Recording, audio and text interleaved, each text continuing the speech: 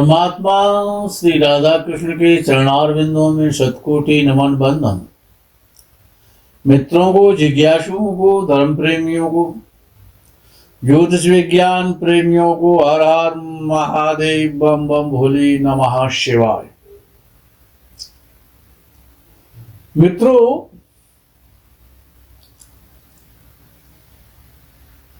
ये संसार और ये जीवन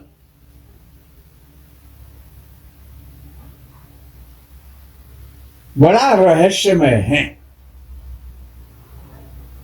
ये जीवन भी रहस्यमय है और ये संसार भी रहस्यमय है। नवांश कुंडली की बात हो रही है।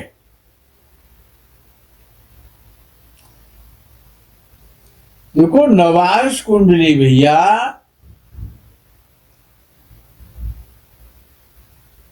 लगन कुंडली का ही नहीं, पूरे 16 वर्ग का चार्ट है। प्राण है सबका। ये प्राण जितना बढ़िया होगा, जितना बली होगा,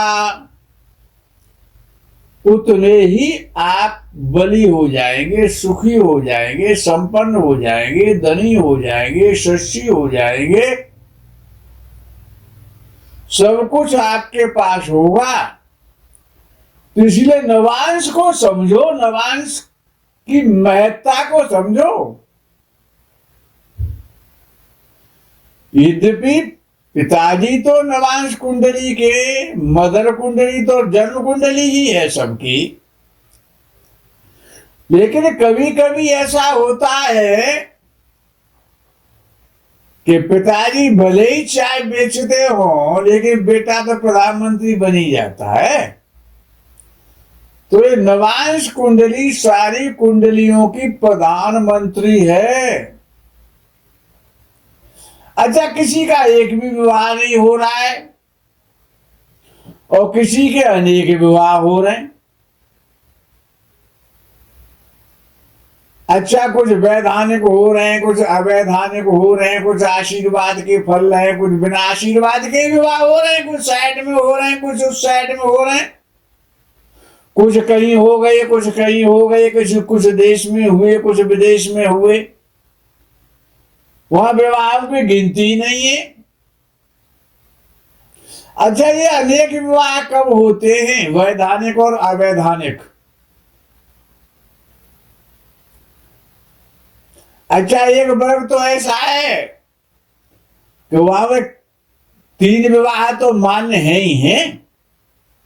एक धर्म तो हमारे यहां ऐसा भी है। ऐसा थोड़ी है कि सभी सनातन को ही मानने वाले हैं या सभी राम जी के पक्षधर है, राम जी के रास्ते पर ही चलेंगे।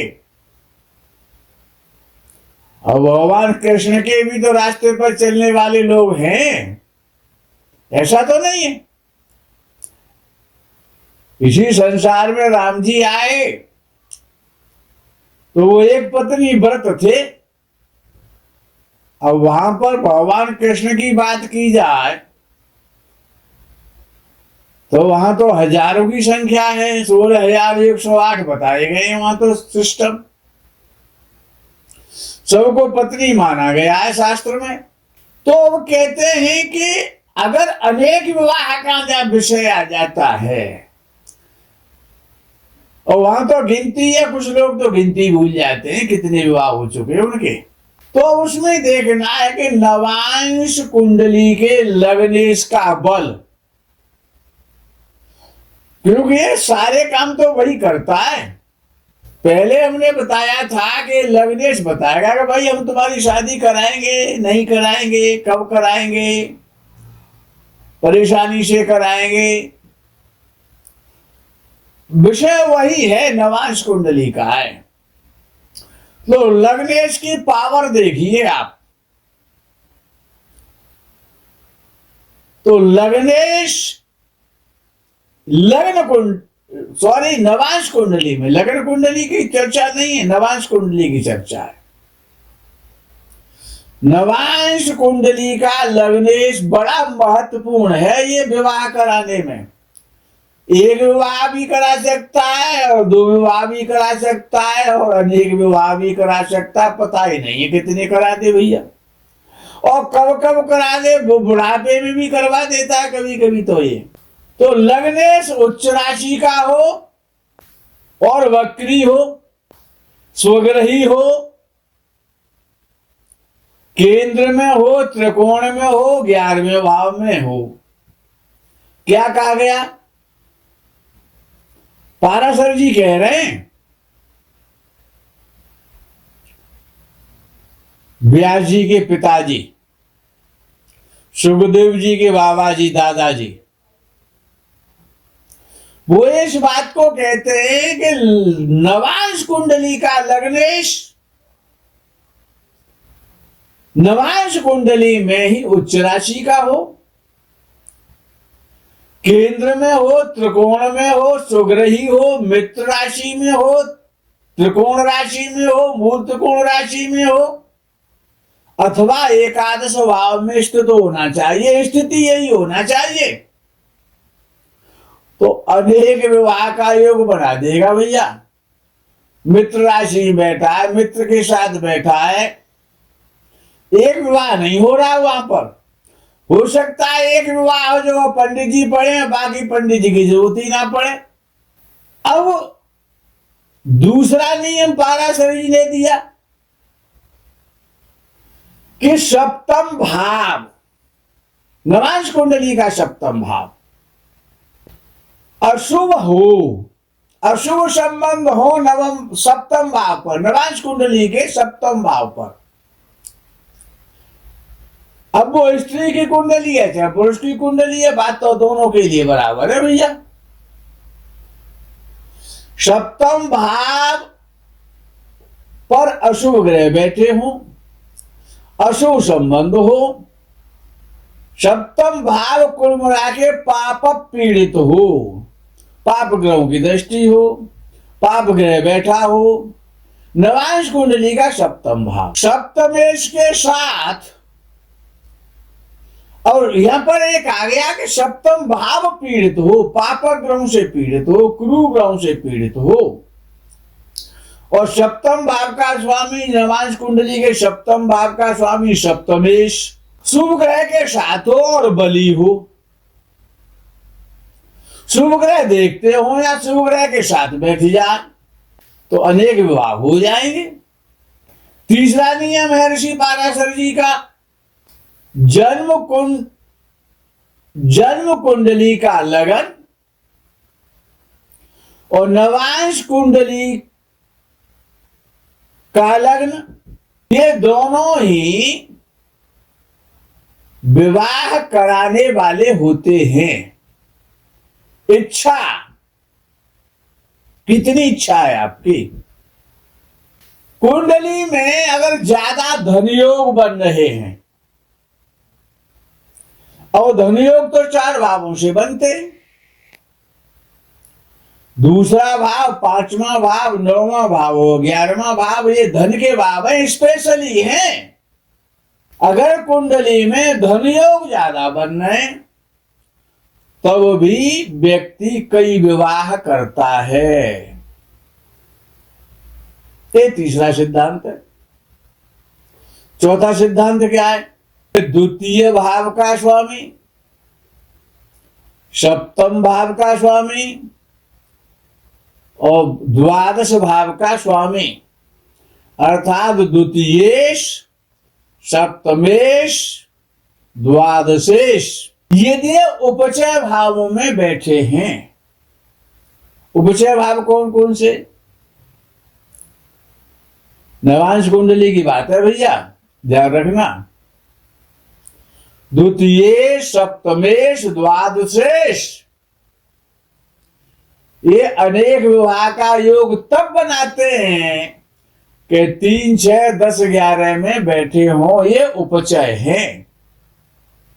10वां भाव केंद्र भी है और उपचय भी है, और ये अमीर पत्नी भी दिलाते हैं। धनी ससुराल अमीर पत्नी को भी दर्शाते हैं। यदि उपचय भावों में बैठे हुए हैं तो नवांश कुंडली।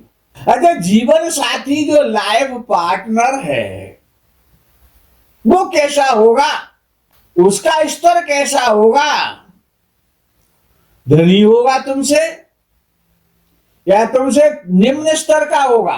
वही पुरुष की कुंडली में स्त्री को देखा जाएगा कि पत्नी धनी घराने से आएगी, धन लाएगी, धन मिलेगा पत्नी के द्वारा। और स्त्री की कुंडली है तो ये देखना पड़ता है कि ससुराल धनी मिलेगी, पति धनवान होगा। तो ये भी देखना बड़ा सरल है। अब इसमें लग्नेश, लग्न कुंडली का लग्नेश। अब 1 मिनट को नवांश कुंडली को हमने साइड में कर दिया, अब फिर जन्म कुंडली पे आगे लौट करके। तो लग्न कुंडली का लग्नेश और सप्तम भाव का स्वामी सप्तमेश, इनकी पावर देख लो, इनका बल देख लो। यदि लग्नेश बली है और पुरुष की कुंडली है तो पुरुष धनी होगा, उसका स्तर बढ़िया होगा। और अगर सप्तम भाव का स्वामी बली है, सप्तम भाव बली है, तो स्त्री का स्तर ऊंचा होगा। बहुत सीधा सा सिद्धांत है। अब वो स्तर सामाजिक भी हो सकता है, उच्च स्तर, पारिवारिक भी हो सकता है और धन से भी हो सकता है। बात स्तर की है ना, धनी या उच्च स्तर। जीवन साथी का प्राप्त करने के लिए, देखने के लिए D09 में अर्थात नवांश कुंडली में कुछ नियम है, इनको याद कर लो कि आपको जीवन साथी पार्टनर कैसा मिलने वाला है। मित्रों, याद रखो कि नवांश का लगन शिव है और सप्तम भाव शक्ति है, ये ध्यान रखना है। शिव और शक्ति है। नवांश वर्ग कुंडली में, नवांश चार्ट में अब राजयोग ढूंढो। जैसे लगन कुंडली में राजयोग आप ढूंढते हैं, राशि कुंडली से राजयोग बनते, तो नवांश कुंडली में भी तो राजयोग बनते हैं। तो जितने ज्यादा राजयोग अच्छे होंगे नवांश कुंडली में, वही केंद्र त्रिकोण का राजयोग बन जाए। अब ये जो राजयोग है ये 4 प्रकार के होते हैं। और सुन लो, आज सबसे अच्छा राजयोग कौन सा होता है? सबसे अच्छा राजयोग है परिवर्तन, कि मैं तेरे घर में बैठ जाऊं और तू मेरे घर में बैठ जा भैया। जैसे कि लगन का स्वामी 11वें भाव में बैठ जाए और 11वें का लगन में बैठ जाए, ये परिवर्तन। स्थान परिवर्तन कहो या राशि परिवर्तन कहो। भाग्य स्थान का स्वामी 11वें भाव में बैठ जाए और 11वें का भाग्य स्थान में बैठ जाए, ये परिवर्तन योग। दशम भाव का स्वामी चतुर्थ भाव में बैठ जाए, चतुर्थ का दशम में बैठ जाए, ये है परिवर्तन योग। राशि परिवर्तन योग, स्थान परिवर्तन योग, भाव परिवर्तन योग। ये परिवर्तन योग सबसे अच्छा राजयोग है, सबसे अच्छा राजयोग है। भाई पंचम भाव का स्वामी चतुर्थ में बैठ गया, चतुर्थ का पंचम में बैठ गया तो राजयोग बन गया। भाग्य स्थान का स्वामी दशम में बैठ गया, दशम का भाग्य स्थान में बैठ गया, परिवर्तन हो जाए, ये उच्च कोटि का राजयोग माना जाता है। दूसरे नंबर का जो राजयोग है कि एक ग्रह दूसरे को देखे और दूसरा ना देखे। भाई भाग्य स्थान का स्वामी केंद्र में बैठ जाए और पंचम भाव का स्वामी भी केंद्र में कहीं बैठ जाए, अब एक तो देखे दूसरा ना देखे, तो ये दूसरे नंबर का राजयोग है। तीसरे नंबर का राजयोग है, अब जैसे जैसे इनके नंबर बढ़ रहे हैं ना, वैसे वैसे इनकी पावर कमजोर हो रही है। अब और तीसरे नंबर का राजयोग ये होता है कि तू मुझे देखे और मैं तुझे देखूं। तो ये है तीसरे नंबर का राजयोग। परिवर्तन नहीं हुआ, हमने तुमको देखा, तुमने हमको देखा। ये भी एक राजयोग है ग्रहों का। तो ये तीसरे नंबर का राजयोग है, इसकी ताकत और कमजोर हो गई। और चौथे नंबर का जो राजयोग होता है वो होता है युति वाला राजयोग, कि दो ग्रह एक साथ बैठ गए या तीन ग्रह एक साथ बैठ गए, एक ही घर में बैठ गए।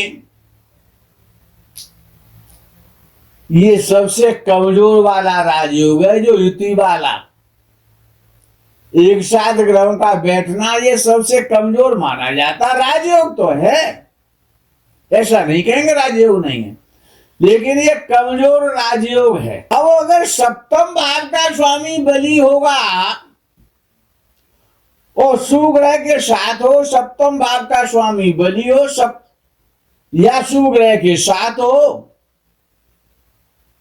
बली ग्रह के साथ हो, उच्च ग्रह के साथ बैठ जाए, तो लाइफ पार्टनर बड़े स्तर का होगा, सामाजिक स्तर बड़ा होगा, आर्थिक स्तर बड़ा होगा। लंबाई से मतलब नहीं है बड़ा होने से, जीवन का स्तर समझना है। अच्छा, ये एक बात आती है कि भाई जीवन साथी हमारे विवाह संबंधों को निभाएगा कि नहीं निभाएगा, और उसमें पुरुष भी हो सकता है और स्त्री भी हो सकती है। लेकिन इन जो जितने भी ये मापदंड दिए जा रहे हैं, सूत्र दिए जा रहे हैं ऋषियों के, उसमें कारक को मत भूल जाना भैया। जैसे कि पति का कारक बृहस्पति है, उसको भी साथ लपेट के रखो।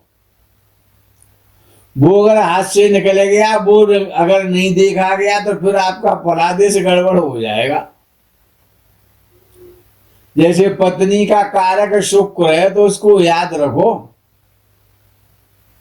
उसको मत बिसारिए। तो शुक्र या सप्तमेश नवांश वर्ग कुंडली का लगन का स्वामी लग्नेश शुभ ग्रह हैं। शुक्र और सप्तम भाव का स्वामी सप्तमेश और लगन कुंडली का नवांश की नगर कुंडली का लग्नेश, ये हमेशा शुभ हैं। यदि ये शुभ है तो आपका जीवन साथी आपको साथ लेकर के चलना चाहता है, जीवन में आपका त्याग नहीं करना चाहता है। अब विषय आता है कि भाई अच्छा, हरे लड़की भी चाहती है और लड़का भी चाहता है कि मुझे ऐश्वर्या राय मिल जाए। अपना शीशा तो नहीं देखे वो चाहे भले, लेकिन हर लड़की चाहती है कि मुझे सुंदर और सौष्ठव, बलशाली और निरोग, पढ़ा लिखा और बुद्धिमान, अप टू डेट, पैसे कमाने वाला, पैसे उड़ाने वाला, सारे सुख देने वाला ऐसा पति चाहिए। लड़का भी चाहता है कि मेरे इशारों पर नाचने वाली सुंदरी अप्सरा चाहिए मुझे। अब जीवन साथी कैसा होगा, इसका अंकलन करने के लिए बृहस्पति और शुक्र, ये पहला नियम है। भाई आपको सुंदर पत्नी चाहिए तो पहले शुक्र को चेक करो भाई। अब चेक करने का मतलब ये नहीं है कि गोरी मिलेगी, बड़े नेत्र होंगे, चांद जैसा मुखड़ा होगा, इससे सुंदरता का मतलब नहीं है। सुंदरता का मतलब है गुण, शील, स्वभाव, पातिव्रत। अब शुक्र जितना बढ़िया होगा, पाप ग्रहों से संबंध नहीं रखेगा, पत्नी उतनी सुंदर, गुणवान, शीलवान, सुशील और जीवन में प्रसन्नता देने वाली मिलेगी। बृहस्पति जितना बढ़िया होगा, जितना बली होगा, वैसा ही सुंदर, श्रेष्ठ, बुद्धिमान, धार्मिक, धर्म को निभाने वाला पति मिलेगा। वीडियो बड़ा हो जाएगा, इसीलिए विराम कर लें, आप विश्राम कर लें। तब तक के लिए आपसे हर हर महादेव, बम बम बोले, नमः शिवाय, जय गो माता की।